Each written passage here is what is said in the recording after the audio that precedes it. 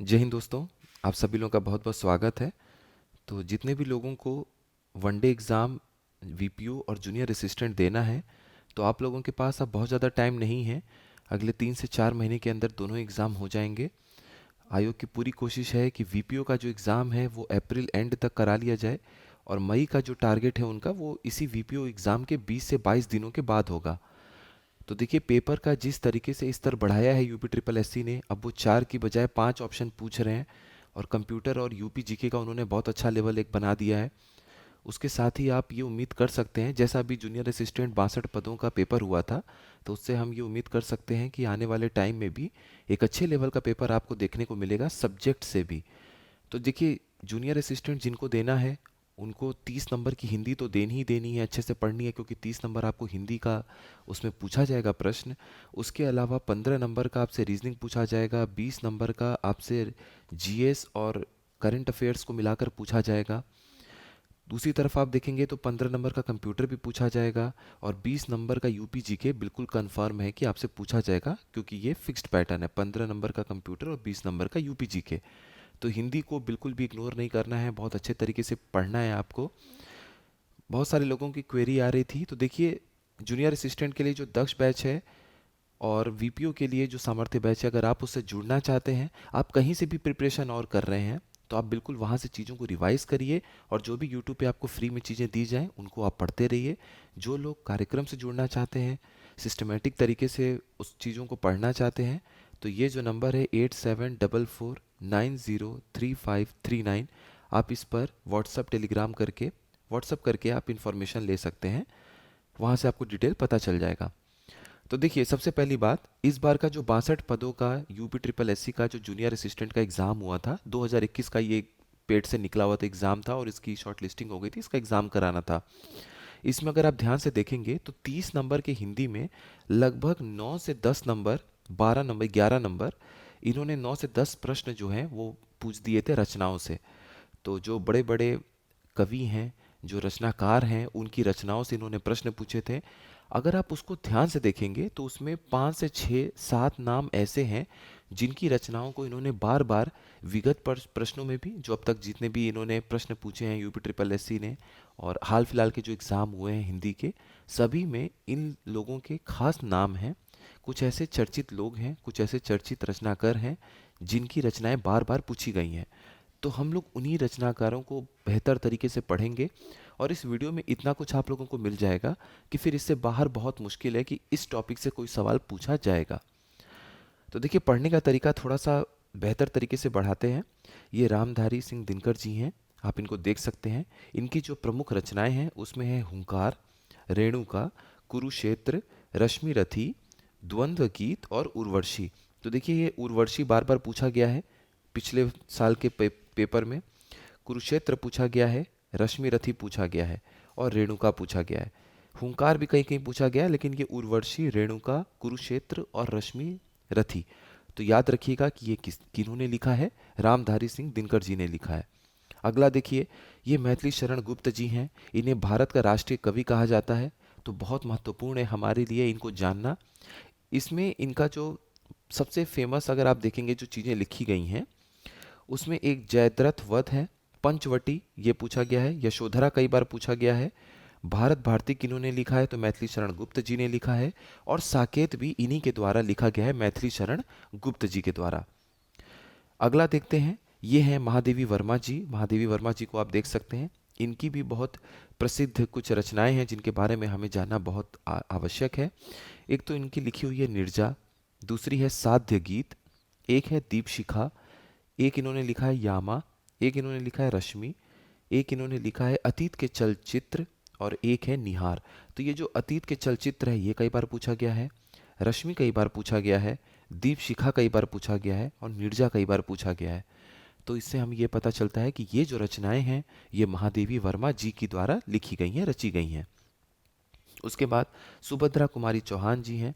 भारत की पहली महिला सत्याग्रही भी हैं सुभद्रा कुमारी चौहान जी, तो इसलिए इनकी रचनाएं भी हमारे लिए बहुत महत्वपूर्ण हो जाता है जानना।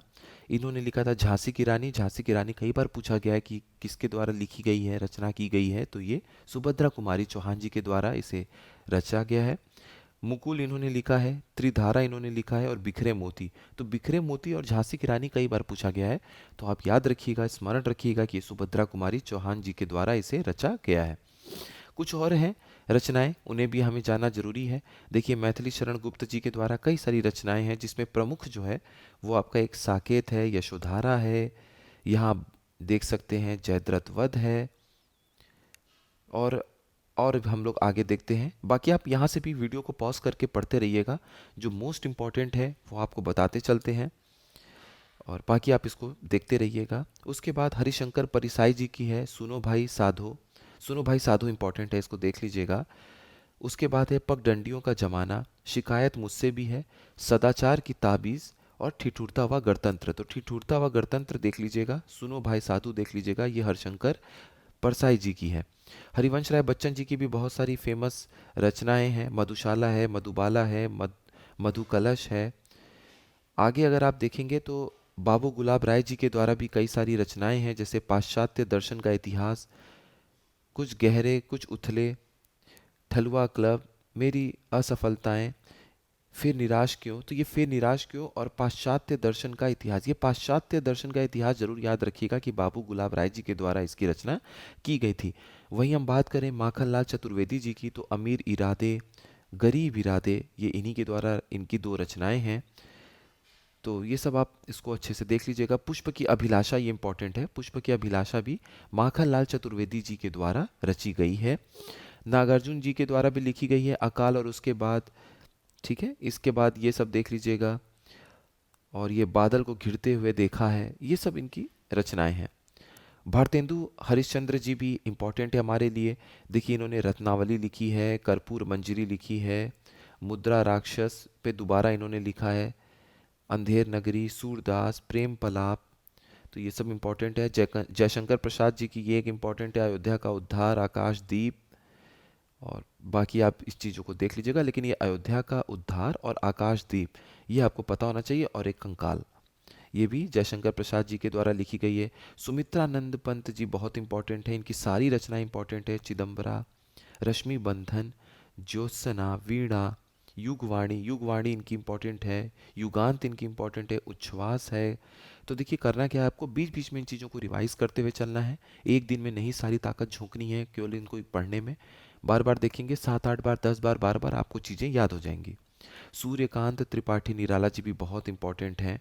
इनकी अनामिका है, परिमल है, गीतिका है, कुकुरमुत्ता है, राम की शक्ति और तुलसीदास, ये 6 के 6 इंपॉर्टेंट हैं। प्लीज़ इसको आप लोग 10 15 बार देख लीजिएगा। ये आपको कहीं ना कहीं इनकी कोई रचना आपको पेपर में देखने को मिलती है। उसके बाद महादेवी वर्मा जी का तो हम लोगों ने ऊपर देखा ही, बहुत इंपॉर्टेंट है ही।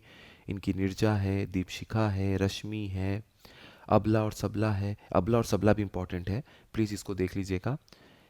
हिमालय सांध्य गीत है, भारतीय संस्कृति के स्वर हैं, क्षणदा है, ठीक है, ये सब आप देख लीजिएगा। रामधारी सिंह दिनकर जी भी इंपॉर्टेंट है हमारे लिए, बहुत इंपॉर्टेंट है।